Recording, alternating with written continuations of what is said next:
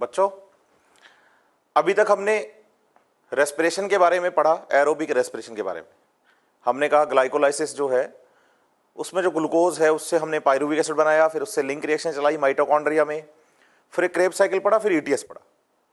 और इन सब से जब हमने हाइड्रोजन निकाले by the oxidation of the food, उस ऑक्सीडेशन से जो NADH2 और FADH2 बनाए उनसे हमने ईटीएस में ATP बनाया, हमने उनको काउंट करवाया, रेस्पिरेटरी बैलेंस शीट पढ़ा हमने, और हमने रेस्पिरेशन की एफिशिएंसी बताई जो कि हमारे पास लेस देन 45% आई थी।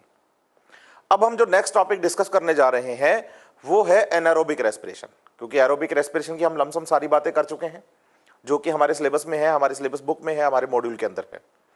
अब हम बात करने वाले हैं एनारोबिक रेस्पिरेशन की कि अगर ऑक्सीजन एब्सेंट हो तो क्या होगा। और एनारोबिक रेस्पिरेशन को फर्मेंटेशन भी कहते हैं, और एनसीईआरटी ने हेडिंग हमें फर्मेंटेशन ही दी है। तो मॉड्यूल और एनसीईआरटी में आपको फर्मेंटेशन लिखा हुआ मिलेगा, लेकिन बात किसकी चल रही है? बात चल रही है एनारोबिक रेस्पिरेशन की। देखिए, ग्लाइकोलाइसिस कॉमन प्रोसेस है, चाहे रेस्पिरेशन एरोबिक हो और चाहे रेस्पिरेशन एनारोबिक हो। प्रोसेस स्टार्ट तो ग्लाइकोलाइसिस से ही होगा। हां जी, ग्लाइकोलाइसिस जिसमें कि ऑक्सीजन की जरूरत नहीं है और साइटोप्लाज्म में ही हो रहा है। ग्लाइकोलाइसिस से हम ग्लूकोज से बनाते हैं पायरुविक एसिड, और हम कहते हैं कि अगर एरोबिक रेस्पिरेशन होगा तो वो जो पायरुविक एसिड है वो माइटोकॉन्ड्रिया में एंटर करेगा और एरोबिक रेस्पिरेशन को आगे प्रोसीड करवाएगा। लेकिन अगर ऑक्सीजन एब्सेंट है तो ग्लाइकोलाइसिस से बनने वाला पायरुविक एसिड माइटोकॉन्ड्रिया में नहीं जाएगा और ये पायरुविक एसिड सेल के साइटोप्लाज्म में ही रह जाएगा और एनारोबिक रेस्पिरेशन को आगे जो फर्दर रिएक्शंस हैं एनारोबिक रेस्पिरेशन की उनको फॉलो करेगा, जिसे हम कह रहे हैं फर्मेंटेशन। जब फर्मेंटेशन की बात आती है तो आप बताइए कि फर्मेंटेशन, जैसे कि एग्जांपल हमें एनसीईआरटी ने यीस्ट का दिया है, प्लांट सेल में और यीस्ट में एक जैसा ही एनारोबिक रेस्पिरेशन है, द इनकम्प्लीट ऑक्सीडेशन होगा। इनकम्प्लीट ऑक्सीडेशन, इस बात पर हमें ध्यान देना है। इनकम्प्लीट ऑक्सीडेशन से मतलब यहां क्या है, हम पहले भी क्लियर कर चुके हैं। सारे हाइड्रोजन निकाल लिए तो कंप्लीट ऑक्सीडेशन है, सारे हाइड्रोजन नहीं निकाले तो इनकम्प्लीट ऑक्सीडेशन है। देखिए, एनारोबिक रेस्पिरेशन में सिर्फ ग्लाइकोलाइसिस होगा और ग्लाइकोलाइसिस में भी हमने इनकम्प्लीट ऑक्सीडेशन पढ़ा है। इसका मतलब यहां कंप्लीट ऑक्सीडेशन होने वाला नहीं है। जो रेस्पिरेशन के हम 4 अलग अलग प्रोसेस पढ़ के आए हैं बेटा, glycolysis, link reaction, Krebs cycle और ईटीएस, इन चारों में से ग्लाइकोलाइसिस ही एक ऐसा प्रोसेस है जो एरोबिक और एनारोबिक में कॉमन है। इसका मतलब एनारोबिक रेस्पिरेशन में तो उन चारों में से सिर्फ ग्लाइकोलाइसिस होगा और ग्लाइकोलाइसिस में कंप्लीट नहीं, इनकम्प्लीट ऑक्सीडेशन होता है, सारे हाइड्रोजन बाहर नहीं निकलते। Incomplete oxidation of the glucose is achieved under the anaerobic conditions. Anaerobic conditions का मतलब है ऑक्सीजन एब्सेंट है या ऑक्सीजन लेस देन रिक्वायरमेंट है। आप कभी भी इस बात को मत दिमाग में रखिएगा कि एनारोबिक का मतलब हो गया कि ऑक्सीजन है ही नहीं। नहीं, एनारोबिक का मतलब है कि ऑक्सीजन जितनी हमें चाहिए उससे कम है या एब्सेंट है। मतलब हमेशा एब्सेंट ही पढ़ना ऐसा जरूरी नहीं है। एनारोबिक रेस्पिरेशन चलेगा जब ऑक्सीजन लेस देन रिक्वायरमेंट होगी, जब ऑक्सीजन एब्सेंट होगी। Anaerobic condition bye set of the reactions, इसमें मल्टीपल रिएक्शन चलेंगी। वेयर पायरुविक एसिड जो कि ग्लाइकोलाइसिस का मेन प्रोडक्ट की प्रोडक्ट है वो कन्वर्ट होगा CO2 और एथेनॉल में। कैसे होगा हम बहुत अच्छे से बात करने वाले हैं। इसका मतलब यीस्ट सेल में जब फर्मेंटेशन होता है तो यीस्ट सेल में फर्मेंटेशन के टाइम पर फॉर्मेशन होगा किसका? कार्बन डाइऑक्साइड एंड एथेनॉल का। चलिए, ये जो प्रोसेस है जिसमें कि आप एथेनॉल बना रहे हैं और CO2 निकाल रहे हैं, the enzymes pyruvic acid decarboxylase.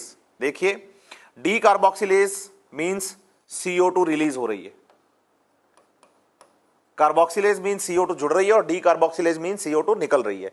तो देखिए, हम पहले कह रहे हैं कि जब यीस्ट में फर्मेंटेशन करवाएंगे तो हम क्या निकालेंगे? CO2। किस में से निकालेंगे?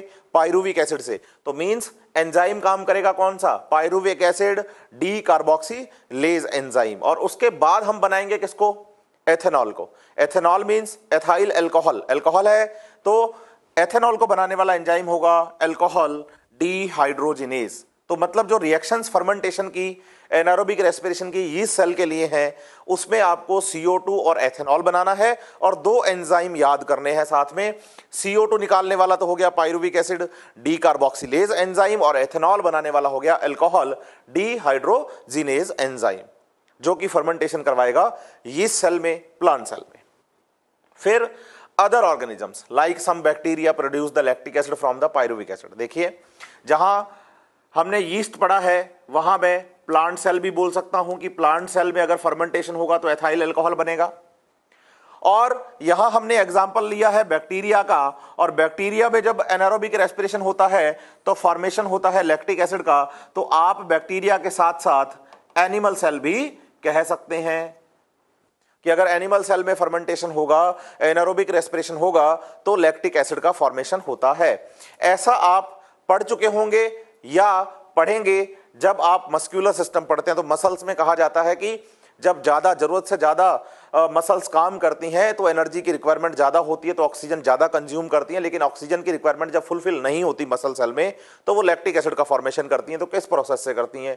एनारोबिक रेस्पिरेशन से, क्योंकि ऑक्सीजन की रिक्वायरमेंट फुलफिल नहीं हो रही है। तो एनिमल सेल, आप बैक्टीरिया की जगह एनिमल सेल पढ़ेंगे तो भी लैक्टिक एसिड बनेगा, यीस्ट की जगह प्लांट सेल पढ़ेंगे तो भी एथेनॉल बनेगा। चलिए, इन एनिमल सेल्स, वही बोल रहा हूं मैं आपको, same to same, in animal cells also like muscles during exercise. ऐसा आप पढ़ चुके हैं कि जब एक्सरसाइज होती है, या पढ़ेंगे आप एनिमल फिजियोलॉजी के अंदर कि जब एक्सरसाइज करती हैं मसल्स तो उस टाइम पे ऑक्सीजन की जो रिक्वायरमेंट हमें है उतनी ऑक्सीजन हमें मिल नहीं पाती। इस वजह से ऑक्सीजन जो है इनसफिशिएंट है, सफिशिएंट नहीं है। मसल सेल्स जो हैं वो एनारोबिक रेस्पिरेशन स्टार्ट कर देती हैं और फॉर्मेशन करती हैं किसका? लैक्टिक एसिड का। तो इन animal cells also like muscles during the exercise when oxygen is inadequate for the cellular respiration, pyruvic acid is reduced to lactic acid by the lactate dehydrogenase। Ethanol बनाने वाला, जो alcohol बनाने वाला enzyme है वो अल्कोहल डिहाइड्रोजिनेज है, और lactic acid बनाने वाला एंजाइम जो है वो लैक्टेट डिहाइड्रोजिनेज है। लेकिन आप ये बात ध्यान रखिए कि एनिमल सेल्स में लैक्टिक एसिड के साथ CO2 प्रोड्यूस नहीं होती है, लेकिन प्लांट सेल्स में एथेनॉल का जब प्रोडक्शन होता है तो उससे पहले CO2 का एक मॉलिक्यूल निकलता है।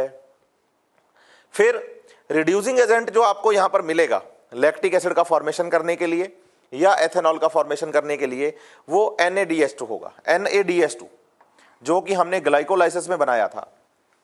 अब एनारोबिक रेस्पिरेशन है, देखिए अगर होता एरोबिक रेस्पिरेशन तो एरोबिक रेस्पिरेशन में तो ये जो NADH2 हमने बनाया, इस NADH2 के हाइड्रोजन्स हम ETS में ले जाकर ATP फॉर्मेशन करवाते।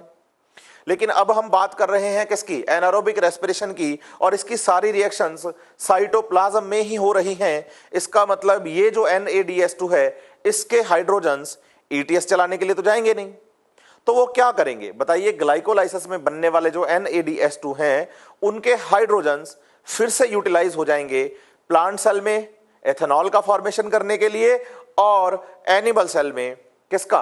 लैक्टिक एसिड का फॉर्मेशन करने के लिए। इसीलिए NCERT मॉड्यूल जब आप पढ़ेंगे तो आपको टर्म मिलेगी रीऑक्सीडाइज्ड। इसका मतलब क्या होगा कि जो NADH2 है इसका फिर से ऑक्सीडेशन हो जाना है और ये कन्वर्ट हो जाएगा NAD+ में, और इसके हाइड्रोजन्स यूटिलाइज हो जाएंगे प्लांट सेल में, यीस्ट सेल में एथेनॉल फॉर्मेशन के लिए, एनिमल सेल में, बैक्टीरियल सेल में लैक्टिक एसिड फॉर्मेशन के लिए। ये तो हुई एक सिंपल जानकारी जो कि मॉड्यूल और NCERT में आपको एज इट इज लिखा हुआ मिलेगा। अब बात आती है बेटा कि इसकी केमिकल रिएक्शंस परफॉर्म कैसे होती हैं। तो जब आप उसकी बात करेंगे तो हम इसका फ्लो चार्ट देखते हैं एनारोबिक रेस्पिरेशन का। सेम टू सेम ऐसा ही आपको मॉड्यूल और NCERT में भी मिलेगा, बस थोड़ा सा मैंने इसमें चेंज किया है ताकि आपको चीजें बहुत अच्छे से समझ में आ जाए। ये मॉड्यूल और NCERT का ही फिगर है आपके सामने जो आपको दिखाई दे रहा है, फ्लो चार्ट है जो बच्चे केमिकल रिएक्शंस जो दिख रही हैं मॉड्यूल और NCERT की ही हैं, बस थोड़ा सा मैंने इसको चेंज किया है आपके लिए, थोड़ा इजी किया है। कैसे वो अभी आपको समझ में आएगा। एनारोबिक रेस्पिरेशन चाहे एरोबिक रेस्पिरेशन स्टार्ट किससे कर रहे हैं हम? कार्बोहाइड्रेट से। और कार्बोहाइड्रेट में किससे स्टार्ट कर रहे हैं हम? ग्लूकोज से। तो देखिए हमारे पास ग्लूकोज है, 6 कार्बन का कंपाउंड। हमने कहा कि ग्लूकोज में हमारे पास 6 कार्बन है, बिल्कुल है। इन 6 कार्बन के मॉलिक्यूल्स ने 2 मॉलिक्यूल ATP यूटिलाइज किया ग्लाइकोलाइसिस में, और फॉर्मेशन किया ग्लिसरल्डिहाइड 3 फॉस्फेट, जिसे इन शॉर्ट हमने ट्रायोज फॉस्फेट या फिर PGAL भी कहा, फॉस्फोग्लिसरल्डिहाइड। अब ये जो फॉस्फोग्लिसरल्डिहाइड है, फॉस्फोग्लिसरल्डिहाइड, ये आगे फॉस्फोग्लिसरिक एसिड में कन्वर्ट होता है, मींस PGA में। तो हमने ये पढ़ा था कि जब ग्लिसरल्डिहाइड एसिड में, एल्डिहाइड एसिड में कन्वर्ट होता है तो हाइड्रोजन्स निकलते हैं और वो हाइड्रोजन्स जुड़ जाते हैं किसमें, NAD+ में, और फॉर्मेशन किसका हो रहा है, NADH2 का। तो देखिए हाइड्रोजन्स किससे निकल कर आए, हाइड्रोजन्स निकल कर आए सर PGAL से, और एक हाइड्रोजन का मतलब है कि प्रोटॉन और इलेक्ट्रॉन दोनों, क्योंकि एक हाइड्रोजन में प्रोटॉन और इलेक्ट्रॉन दोनों होते हैं, तो वो निकले किसमें से, तो बोलिए PGAL से। तो देखिए बेटा PGAL का यहां क्या हुआ है, ऑक्सीडेशन हुआ है। क्यों, क्योंकि वहां से हाइड्रोजन्स निकले हैं। और NAD+ का क्या हुआ है, NAD+ का रिडक्शन हुआ है। क्यों, क्योंकि NAD+ में हाइड्रोजन्स जुड़े हैं। तो NAD+ में हाइड्रोजन जुड़े हैं मींस रिडक्शन हुआ है, और PGAL से हाइड्रोजन्स निकले हैं मींस ऑक्सीडेशन हुआ है। अब जब NAD+ का रिडक्शन हुआ तो NADH2 का फॉर्मेशन हुआ और PGA बन गया, और PGA बनते टाइम साथ में हमने ATP भी निकाले। अब ATP बने कितने, 2, क्योंकि हमारे पास PGAL के मॉलिक्यूल्स भी 2 थे। तो हमारे पास PGAL के मॉलिक्यूल क्यों 2 थे, क्योंकि PGAL में कार्बन कितने हैं, 3, और ग्लूकोज में कार्बन कितने हैं, 6। तो इसका मतलब मेरे पास यहाँ 3 फॉस्फोग्लिसरिक एसिड के मॉलिक्यूल भी कितने हैं, 2 हैं। तो ATP कितने निकलेंगे, 2 निकलेंगे। ये जो 2 ATP हमने बनाए हैं वो कौन से प्रोसेस से बनाए हैं, SLP से, क्योंकि ये ग्लाइकोलाइसिस ही है, हम पढ़ चुके हैं ऑलरेडी। और SLP का मतलब है substrate level phosphorylation. Direct chemical reaction में ATP का फॉर्मेशन होना SLP है। फिर हमने कहा कि जब ये glyceric acid phosphoenol pyruvic acid में मींस PEP में कन्वर्ट होता है, और PEP फाइनली कन्वर्ट होगा किसमें, पाइरुविक एसिड में, और pyruvic acid is the key product of the glycolysis. तो अगर आपके पास PGA के मॉलिक्यूल 2 हैं तो PEP के मॉलिक्यूल्स भी 2 हैं, और PEP के मॉलिक्यूल्स 2 हैं तो पाइरुविक एसिड भी कितने बनेंगे, 2 बनेंगे। अब 2 पाइरुविक एसिड बनते टाइम आपको 2 ATP और मिलने वाले हैं, और इसको भी हमने क्या बोला, SLP। तो बताइए 2 ATP प्लस 2 ATP कितने ATP बने, 4 ATP। 4 में से 2 ATP हमने ग्लाइकोलाइसिस को चलाने के लिए यूज कर लिए, तो कंज्यूम 2 हो गए, प्रोड्यूस 4 हुए, तो बने बचे कितने, 2। तो मुझे कितने ATP मिल जाते हैं ग्लाइकोलाइसिस से, 2 ATP डायरेक्ट मिल गए मुझे। बने 4 थे लेकिन मुझे कितने, 2 ही मिले, क्योंकि 2 तो हमने ग्लाइकोलाइसिस को चलाने के लिए कंज्यूम कर लिए हैं। ऐसा हम ग्लाइकोलाइसिस में पढ़ के आए हैं। तो यहां तक तो ग्लाइकोलाइसिस का प्रोसेस कॉमन है। अब इसके बाद की बात है, अगर आप प्लांट सेल की बात करते हैं या यीस्ट सेल की बात करते हैं, चलिए इधर चलते हैं। ये बात हो रही है किसकी, यीस्ट की, या बात हो रही है किसकी, प्लांट सेल की। तो क्या होगा बताइए कि जो पाइरुविक एसिड है, पाइरुविक एसिड, ये पाइरुविक एसिड कन्वर्ट होगा किसमें, एसिटल्डिहाइड में। एसिटल्डिहाइड में देखिए पाइरुविक एसिड का फॉर्मूला हमने पढ़ा है C3H4O3, C3H4O3, सही है। लेकिन जब आप एसिटल्डिहाइड का फॉर्मूला पढ़ते हैं तो एसिटल्डिहाइड का फॉर्मूला है CH3CHO। तो आप देखिए पाइरुविक एसिड में कार्बन कितने हैं बच्चे, 3 कार्बन है। एसिटल्डिहाइड में कार्बन 2 हैं, एक तो CH3 में एक CHO में, कितने कार्बन है, 2 कार्बन है। तो 3 से 2 कार्बन का कंपाउंड बन रहा है, तो एक तो कार्बन निकलेगा। देखिए आप CO2 में 1 कार्बन है, ये निकल गया बाहर। हाइड्रोजन कितने हैं पाइरुविक एसिड में, 4, और एसिटल्डिहाइड में भी 4 हाइड्रोजन पूरे ही हैं। CH3 में 3 और CHO में 1, टोटल हाइड्रोजन 4। इसका मतलब हाइड्रोजन तो कोई नहीं निकला है, बिल्कुल सही बात है। अब ऑक्सीजन कितने हैं एसिटल्डिहाइड में, 1, CH3CHO सिर्फ 1 ऑक्सीजन है, लेकिन पाइरुविक एसिड में 3 ऑक्सीजन है। तो 3 से 1 का कंपाउंड बना, इसका मतलब कितनी ऑक्सीजन निकल गई, 2। तो देखो 1 कार्बन निकला, 2 ऑक्सीजन निकली। 1 कार्बन और 2 ऑक्सीजन मिलकर क्या बना रही है, CO2। तो इसका मतलब प्लांट सेल में या यीस्ट सेल में जब एनारोबिक रेस्पिरेशन होता है तो एनारोबिक रेस्पिरेशन के टाइम पर सबसे पहले पाइरुविक एसिड से एसिटल्डिहाइड बनता है और एक मॉलिक्यूल निकलता है किसका, CO2 का। और CO2 का इस मॉलिक्यूल को निकालने के लिए जो एंजाइम काम कर रहा है उस एंजाइम का नाम है pyruvic acid D carboxylase enzyme, pyruvic acid D carboxylase enzyme.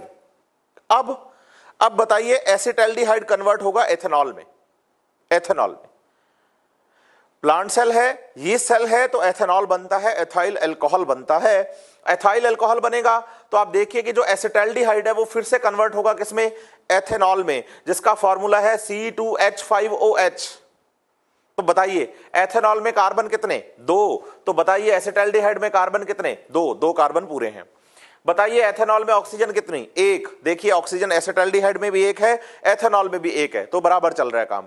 लेकिन अगर एसिटाल्डिहाइड में आप हाइड्रोजन्स काउंट करेंगे तो एसिटाल्डिहाइड में हाइड्रोजन्स 4 हैं, लेकिन एक एथेनॉल में, एथाइल अल्कोहल में हाइड्रोजन 6 हैं, H5OH।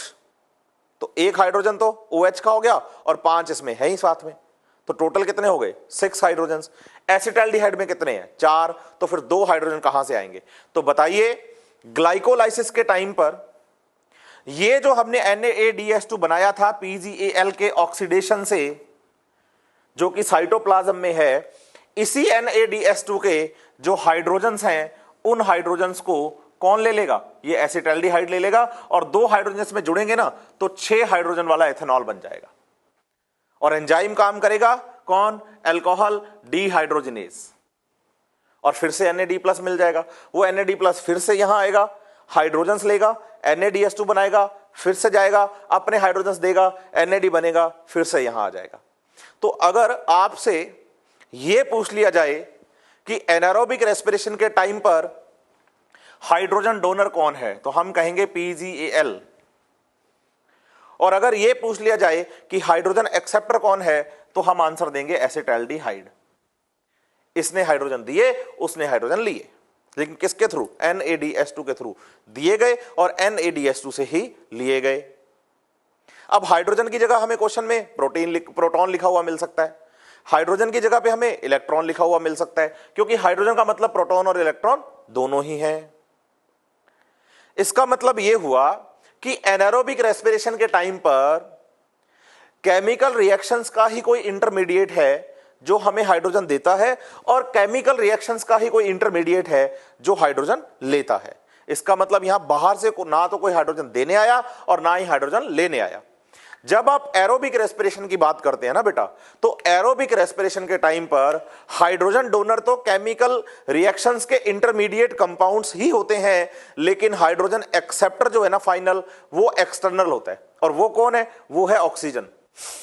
हमने कहा कि हमने ब्रीथिंग से जो ऑक्सीजन अंदर ली है ना, वो सेल्स के पास जाती है और ETS में final electron acceptor, final proton acceptor, final hydrogen acceptor का काम करती है और वाटर का फॉर्मेशन करती है। इसका मतलब ऑक्सीजन कहां से आई है, बाहर से, रेस्पिरेशन प्रोसेस में प्रोड्यूस नहीं हुई है वो ऑक्सीजन। इसका मतलब एरोबिक रेस्पिरेशन में फाइनल हाइड्रोजन एक्सेप्टर कोई एक्सटर्नल कंपाउंड है, कोई एक्सटर्नल कंपोनेंट है, लेकिन एनारोबिक रेस्पिरेशन में डोनर भी इंटरमीडिएट है और एक्सेप्टर भी इंटरमीडिएट है। प्लांट सेल में डोनर PgAl है और एक्सेप्टर एसिटाल्डिहाइड है। लेकिन जब आप एनिमल सेल की बात करते हैं, जब आप बैक्टीरिया की बात करते हैं, तो आप कहते हैं कि CO2 तो निकलता ही नहीं है। ये जो पायरुविक एसिड है बेटा, वो सीधा ही कन्वर्ट हो जाएगा किसमें, एसिटाल्डिहाइड में। अब देखो पायरुविक एसिड में C3H4O3 है, लैक्टिक एसिड जो है, लैक्टिक एसिड का फॉर्मूला C3H6O3 है, C3H6O3 लैक्टिक एसिड का। तो हाइड्रोजन से तो चेंज हुए हैं, कार्बन 3-3, ऑक्सीजन 3-3, लेकिन हाइड्रोजन कितने हैं पायरुविक एसिड में, 4, और लैक्टिक एसिड में 6। तो कहां से आए, तो वो आए जो NADH2 आपने PgAl से बनवाया था, उस NADH2 से यहां पर हाइड्रोजन लिए गए और बना दिया गया किसको, लैक्टिक एसिड को। इसका मतलब एनिमल सेल में या बैक्टीरियल सेल में लैक्टिक एसिड फर्मेंटेशन के टाइम पर, लैक्टिक एसिड एनारोबिक रेस्पिरेशन के टाइम पर हाइड्रोजन डोनर, प्रोटॉन डोनर या इलेक्ट्रॉन डोनर तो PgAl है और एक्सेप्टर पायरुविक एसिड है। क्योंकि पायरुविक एसिड से लैक्टिक एसिड बनते टाइम कोई बीच में इंटरमीडिएट नहीं है, सीधा ही लैक्टिक एसिड का फॉर्मेशन हो रहा है। इसका मतलब इंटरमीडिएट ही कोई एक्सेप्टर है हाइड्रोजन्स का।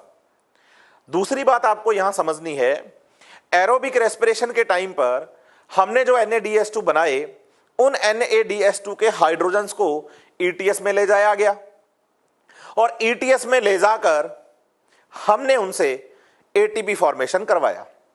अल्टीमेटली एरोबिक रेस्पिरेशन में भी NADH2 से या NADH से आपने NAD+ तो बनाया ही है, और एनारोबिक रेस्पिरेशन के टाइम पर भी आप NADH2 से NAD+ बना रहे हैं। लेकिन आप समझिए, जब आप NCERT पढ़ें, जब आप अपना मॉड्यूल पढ़ें, तो आपको यह लाइन लिखी हुई मिलेगी बच्चे कि एरोबिक रेस्पिरेशन में NADH2 से NAD+ में कन्वर्जन मोर विग्रस, मतलब फास्ट होता है। इसका मतलब फर्मेंटेशन प्रोसेस जो है, एनारोबिक रेस्पिरेशन जो प्रोसेस है, इस प्रोसेस में NADH2 से NAD+ का फॉर्मेशन स्लो है as compare to aerobic respiration. Aerobic respiration में NADH2 को NAD+ में कन्वर्ट करने का काम करता है एंजाइम, जो कि कॉम्प्लेक्स फर्स्ट का एंजाइम हमने पढ़ा NADH डिहाइड्रोजिनेज। तो बताइए ETS के फर्स्ट कॉम्प्लेक्स का एंजाइम NADH डिहाइड्रोजिनेज जो है वो मोर फास्ट है as compare to alcohol dehydrogenase और लैक्टेट डिहाइड्रोजिनेज। ये पूरा प्रोसेस है बच्चे एनारोबिक रेस्पिरेशन का। यहां पर final hydrogen acceptor intermediate compound ही होते हैं, और एरोबिक रेस्पिरेशन में वो कोई एक्सटर्नल है, जो कि हम पढ़ चुके हैं, ऑक्सीजन। तो ये बच्चे बातें हुई हैं एनारोबिक रेस्पिरेशन के बारे में। अब हम चलते हैं आगे। अगला टॉपिक हमारा जो है, लास्ट टॉपिक बच्चे रेस्पिरेशन का, वो है रेस्पिरेटरी क्विसेंट RQ। RQ कहते किसे हैं आप बताइए? रेस्पिरेशन के दौरान हम प्रोड्यूस करते हैं किसको? CO2 को, CO2 को, और यूज करते हैं किसको? O2 को। बिल्कुल सही चल रहे हैं। प्रोड्यूस कर रहे हैं किसको? CO2 को, और यूज कर रहे हैं किसको? O2 को। इन दोनों का जो रेशो होगा ना, कि आप कितनी CO2 कंज्यूम कर रहे, रिलीज कर रहे हैं, और कितनी आप O2 कंज्यूम कर रहे हैं, इन दोनों का जो रेशो है, इन दोनों का रेशो, उसी रेशो को आप RQ कह रहे हैं। इसका मतलब RQ का मतलब क्या है? Volume of the CO2 evolved during the respiration divided by, मतलब आप रेशो में ले रहे हैं, volume of the O2 consumed during respiration.